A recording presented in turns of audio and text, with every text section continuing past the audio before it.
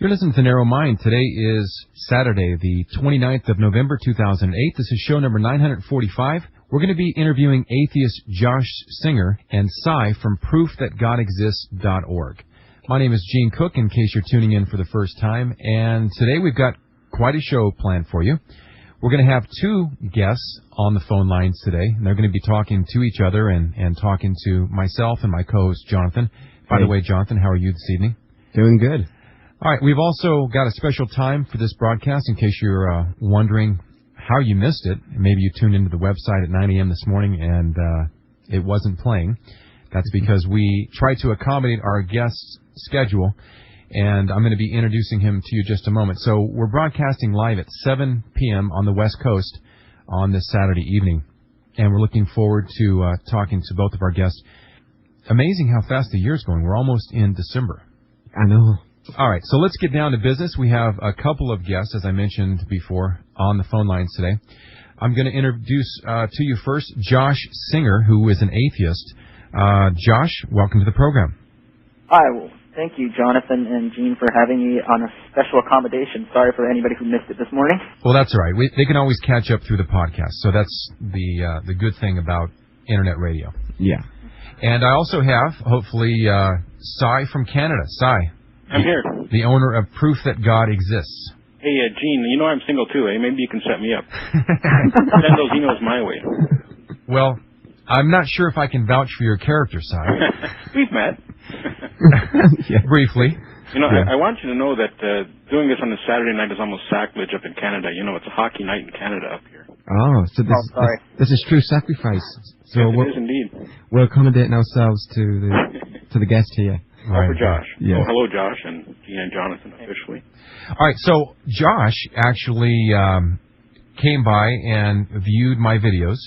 Many of you know that I have some videos online entitled Atheism Defeated. There's 3 parts there, and it's derived from a presentation that I gave in the Seattle area. And Josh was kind enough to come by and not only view the videos, but post his comments. And so I'm going to read one of the comments that prompted me to invite Josh to be a guest on the show. Josh wrote this comment: morals from the Bible? So do you follow them blindly or conditionally? If blindly, please be my guest. You have my pat on the back. If conditionally, why do atheists need a basis to be moral if they can reason much like you do, considering what results are, what makes people happy, and what is proven historically to be good? Uniformity of nature, the universe, or nature has lots of consistencies, but also lots of mysteries. Next paragraph. I don't think you believe that the universe is predetermined, fatalist, but you don't believe that there are no laws in nature at all either. Obviously, to anybody, atheist or theist, the universe is neither completely ordered nor completely unordered. It's something in between.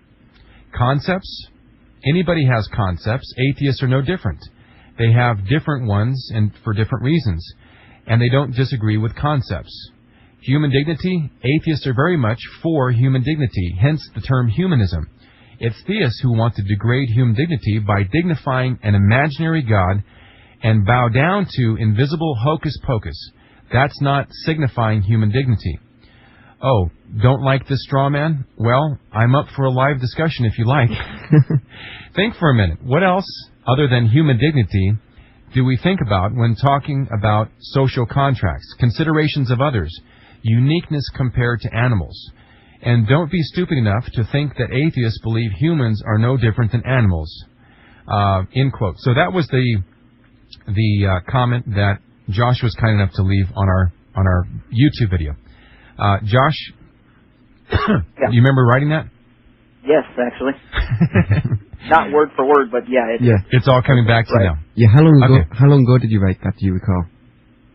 Not more than a week ago, I believe. Right, that's interesting.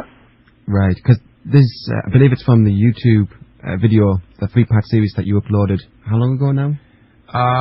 Over a year ago. Yeah, so... You probably noticed we had several thousand downloads. I don't know what it's up to now. Yeah. So I invited Josh. I read this comment, and we've had a lot of comments on those videos, as you'll find out if you go check them out. And I invited Josh to come on the show. Excuse me. And he said, I would not only like to come on the show and talk to you, but I would also like to talk to your friend Sye, who is the owner of ProofThatGodExists.org. And so my first question of the evening is, how did Sye get drawn into this, Josh? Did you know Sye? Or No. Well, I believe about a year ago, I was listening to a podcast called Freak Forum, and Sye's website was brought up on that website, and I basically sent a few emails challenging Sye. And what I realized is that Sye's responses are pretty much very, how do I say it? I mean, he's very proud to say, like your show's named A Narrow Mind. He says that he's very proud that he does not have an open mind to even consider that he can be wrong. So with that kind of narrow mind, usually that doesn't further any discussion. So I thought, well, now that you know him and I have a chance to talk, maybe I'll bring him up and see if he's changed any or if there's any productive discussion here. Okay, could you do me a small favor? Could you define what you mean by open mind and narrow mind? So to be narrow-minded by definition, how would you state it? And to be open-minded, well, I asked you, Sye. I basically asked you if you wanted me to answer you, how can I account for this? How can I account for that? I'm going to ask you a simple question. Now, if you can't answer this simple question, then the discussion is over. So the question is basically, are you open-minded to consider the possibility that you can be wrong? That's not saying, do you admit you're wrong? It's saying, do you consider the possibility you can be wrong? If your answer is, no, I'm not even going to consider that for 1 second, then the discussion's over. Then you're basically no different than a child who thinks, I believe murder is right and nothing's going to convince me. Well, you're not going to waste a minute talking to a person who already decided that he's not going to have an open mind to consider he could be wrong. Okay, so you're saying that to have epistemic certainty is to be narrow-minded? I'm sorry, what? To have epistemic certainty, that's to be narrow-minded by your definition. I don't know what that means. What's It means it's study of epistemology, the theory of knowledge. And there's certain things we would argue we can know with epistemic certainty, hence the word certainty, like 2 + 2 = 4. I would say, yeah, it's impossible for that to be incorrect. It's impossible for the laws of logic to fail. So that is narrow-minded in the sense of having a debate, yes. So that's narrow-minded. No matter how certain you are on something, if you say that nothing's going to convince you, there's nothing to discuss here. Right. Okay. So, Sye, I'm going to let you jump in here for a second, but I think it might be helpful to explain to Josh that what he's actually asking us to do as Christians is to denounce our belief in Jesus and the Bible. I have something to say to that. In order to have a discussion with him, because the Bible says that Jesus is the truth and the way and the life. And so if he's the truth, then, and the Word of God is the truth because it comes from him, then for us to say, well, there could be another truth, or we could be wrong, I'm sorry to interrupt, but would be for us, hold on a second, would be for us to deny Jesus' own words. So what you're asking Sye to do, or what you were asking Sye to do, is to actually denounce his belief system in order to have a discussion with you. And because we can't do that as Christians, we're not in a position where we can say, well, we believe we have the truth, but we might be wrong. Because if we're wrong, then we'd have to give an explanation of can we really know anything for sure? And that's what Jonathan was hinting on. So go ahead, and I know you wanted to say something. Yes. Sye, you can go first. Well, first of all, I'd like to thank Josh for showing up because he agreed to debate one of us, and now it's kind of 3 against 1. It's like like being thrown to the lions. I can sense the irony there, but it's good of him to show up, and I want him to know that he's in an environment of love, and that we're not out here to get his throat. So we're here to hear him speak. But what Gene is saying is quite true. Is that for us, reason, the foundation of our reason is God. And if we say that we can give up that reason, then we give up our belief at the outset. Before the argument even starts, we've lost. So we cannot give up. We cannot say that there's a chance that we're wrong, because the very foundation of our reason presupposes that God exists. So what we have to do in order to have any kind of discussion is to examine our respective presuppositions, ours that God exists and the Bible is true, his that God does not exist and the Bible is not true, and to see which one of those presuppositions gives us logic and reasoning. You done? Well, I've heard that before from you, and I think that's really, I don't know how better to say it other than starting up on the wrong foot. I mean, I don't agree with this type of premise because, from that kind of premise, I think I could just as well set up the rules in a way which you either would not agree with, or once you agree with, you cannot win the argument. So what I'm saying here is, first of all, I don't agree that accepting the possibility you can be wrong is denouncing your faith. I think it is simply being open-minded. Like you say, I can be open-minded that 2 plus 2 is not equal to 4. Show me. If you can show me something that'll convince me that 2 plus 2 is equal to something other than 4, we can talk about it. Open-minded. But if I'm not even willing to say that I'm willing to see what you have to say, then the discussion is over. Do we agree? Josh, could you be open to the concept that the laws of logic could be wrong? Yes. How would you be shown that without logic? I don't know, but I am at least willing to say that I can be open to it. But okay. Well, maybe you could propose a more specific question and we can talk about it. But I'm at least willing to say that I'm open to that. The law of non-contradiction. Are you open to the possibility that it could be wrong? Am I open to the possibility it could be wrong? Well, that's correct.